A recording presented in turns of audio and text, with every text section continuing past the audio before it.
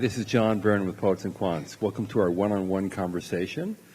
We have today with us Tim Kayworth, who is a professor, had been the department chair of information systems at Baylor University's business school. Tim now runs the online MBA program, the full-time MBA program, the executive MBA program in several locations, I might add. Dallas and Austin. Dallas and Austin, exactly. And some joint programs as well. Sure. So tell us, I think we want to mainly talk about your online program. It's been around for 5 years. Give us an overall sense of what it's like. Well, as you know, it's a very dynamic environment, and we're about 5 years old. So one of the big questions a lot of schools have is whether you start to develop internal capabilities or whether you rely on an OPM or online program manager. So there's been that balance of going back and forth, and then the school getting used to having an online program, and so getting faculty, recruiting faculty. So it's a lot of having an online program. It involves getting a business school to adjust to that. Yes. Because a lot of people don't understand the culture, and some people have misconceptions about online education. I think you hit on a lot of that earlier in some of the panels today. So part of it is education. And again, it's a very rapidly changing environment, and there are a lot of questions on online that people not everyone has an answer for yet. So it's a lot of it is let's learn as we go. And you learn from opportunities like this. I learned a lot from the earlier panel just listening. So some great panelists. That's true.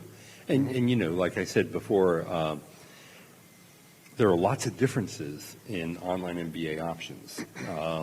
Yours is a 100% pure online program. Correct.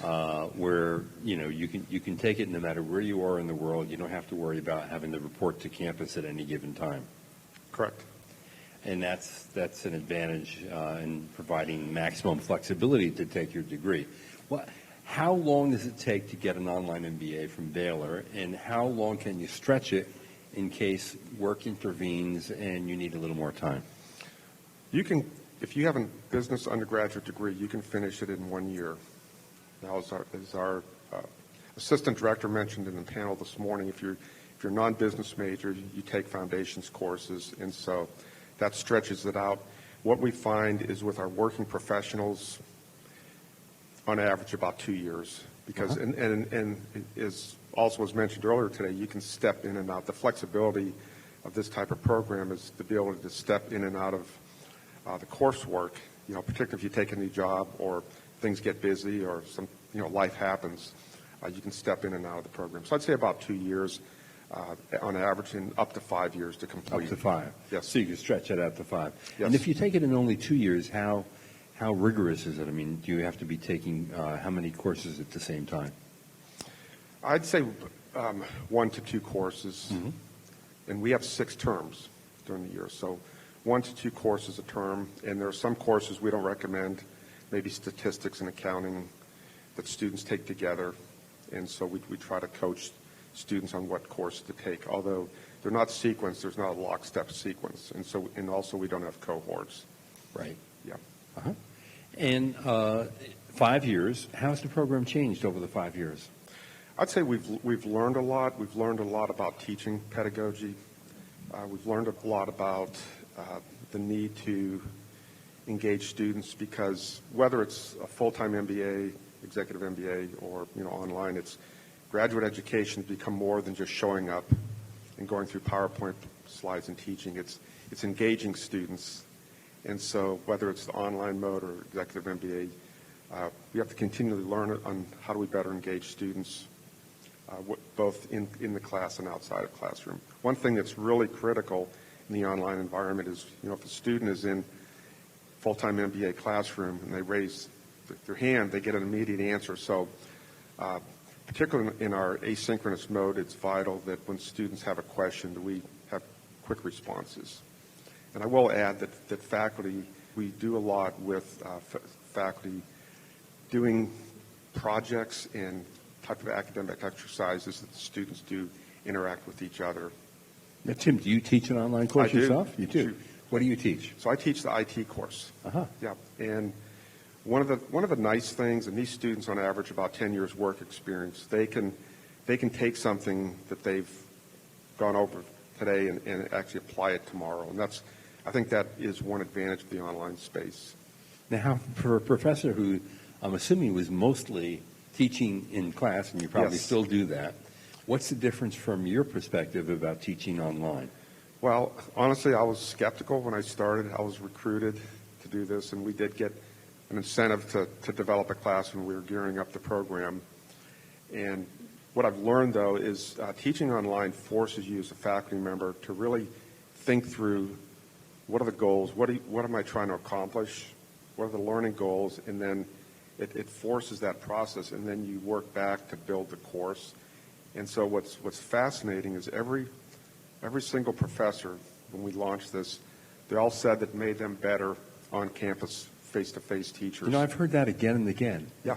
And it really is true, right? Yeah, because it forced me, because our sessions are 6.5 weeks, so we have 6 terms, and so you have to decide, what is really necessary, and then you end up throwing some things out that in the past you realize, well, that was just kind of fluff, and so it forces you to be efficient, and so I was amazed, and so I'm a big fan of online learning, and I think is the woman from I believe Carnegie Mellon.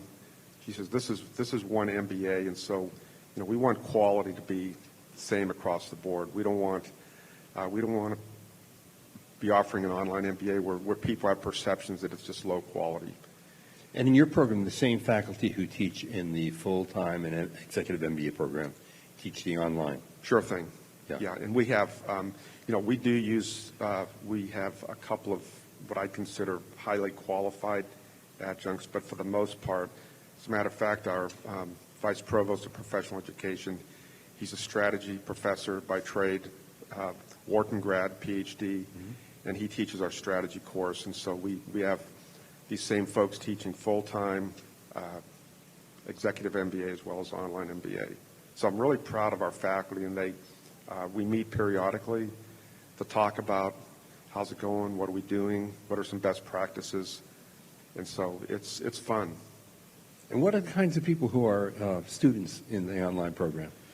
So in our program, as I mentioned, the average age is about 10 years, and so we do, and I don't know how other programs compare, but we do have I believe about 25% that have been either active military or former military, and one of my students said she was in an 8-hour time zone difference later, and I said, okay, London is 6 hours later for where we're at, so I figured, well, she's in Eastern Europe somewhere, so we have those types of students in the military.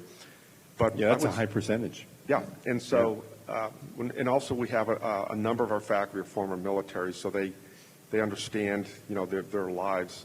But then I'd say the average student, we have students from a wide range of industries, energy, financial services. So, and like the EMBA, and I'd say the EMBA has the same type of age demographic. It's important that the students, as you've heard this, I'm sure, time and time again, the students learn from each other, and so it shouldn't be just a hub being the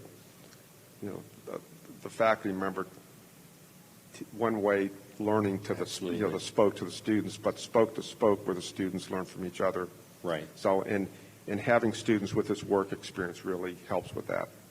Looking at some recent data put out by GMAC, I've discovered that it's surprising how many people consider these different options if they're thinking about an MBA. So if you're thinking about an executive MBA, some people are still looking at online options. If you think about an online option, some people are still looking at full-time. To what extent, particularly given the class characteristics, 10 years work experience on average in your online program, similar to your executive MBA program, how does someone make that decision? Do I do the EMBA or do the online? That's a great question. And so, we do have, as I mentioned, similar demographics. And one of the questions, maybe unanswered questions in my mind, is: are there distinctives? Is there something about online that's actually different? So your question is, how do they make the decision? Yeah. To me, I think it really has to do with work-life balance, and it's an individual decision. And I also think that some students, individual preference, they may prefer to work in more of a at-home environment. They don't need as much interaction. And I don't think that's come up today, but I think if you did sort of someone ought to do a study on this, but there may be some students that just prefer this online mode. And so we don't lack students that want to work in an asynchronous environment. So, but I think it gets back to, which program is best for me. The question is, what is going to add the most value for my career and what best fits in terms of my work-life balance. And so our slogan for the EMBAs is learn-life balance. So you want to learn, but you want to be in the right environment that fits your life. And that seems to be, to me, the big theme at this time, 2019, is you have to provide programs that are going to fit education the way the consumers want it, and otherwise, you're going to miss out. I mean, your point about people who may be more likely to embrace online learning is a good one, because I think we've raised a generation of people who are very familiar with technology. They are digital natives, not digital immigrants, sure. And it totally comes natural to them where it may not have come natural to us. Sure, exactly. Right. And I would add that so Baylor has a very strong brand in healthcare. Right. And so, I've talked to a couple of national healthcare organizations that are wanting. One of them was looking more for some basic business course education, almost like a certificate. The other one, we'd like to get an MBA for many of our members, and these are large memberships. And both of them, it really struck me where we do not want to have to show up at a mandatory 1-week residency. We don't want to have classes we have to attend. We want to do it when we want to do it because we are so busy as physicians. Yeah, of course. And so we've talked about having a mandatory in residence, and right now we're resisting that. So we do think there's a population of people that want that, that asynchronous mode, and that's, I guess, why Ashley was sitting over there earlier this morning, and I like the way you laid that out. I mean, you did a great job of, I think, expressing to the audience there are different modes. Yeah, thank you. So if you were to offer advice to someone who's new to the field and is looking at, okay, I want to do an MBA, and I know that I want to do an online option. I don't want to go to campus and put on pause my career.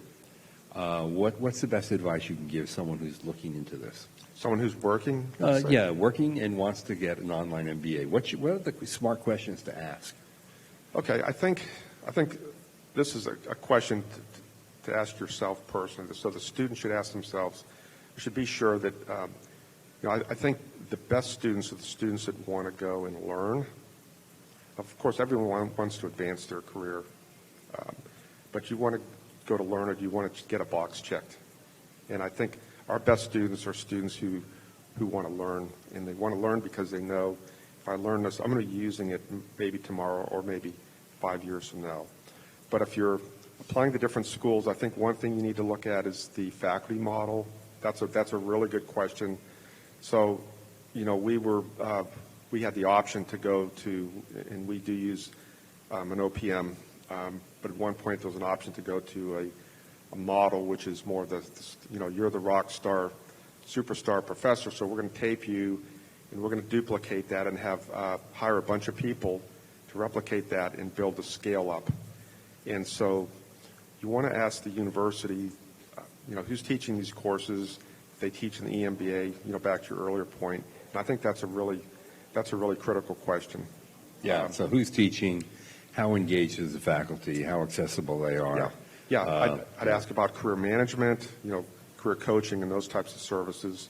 I think that the danger is a lot of universities would like to see. They see these programs, the online programs, as big revenue generators. Yeah. But as an associate dean, and I know our panel earlier, we were thrilled to be sitting with 3 great schools. Is all of them talked about the importance of value, and so if you're a prospective student, you want to ask questions that really hone in on how they're providing value, And is this a high-quality program? Because the learning is critical.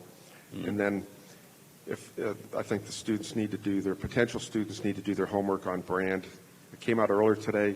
I mean, brand is, whether you like it or not, brand is really important. Indeed. And so if my daughter, she just graduated as an undergrad from our business school, if she goes off to get an MBA, whether it's an EMBA online or full-time, I'm going to say, if you're going to do it, get a good brand. And you don't want to go to an MBA mill. You want to get one that's providing value. So that's one question I think that the faculty, and then what are some of the other types of experiences you get with that? International trips, because those are extremely valuable, particularly for younger students who haven't had that international exposure. Right. Good point. Tim, thank you so much for You're welcome. joining us. I really appreciate it. So that's Tim Kayworth from Baylor, great school in Texas, of course. And this is John Byrne with Poets and Quants. Thanks for watching.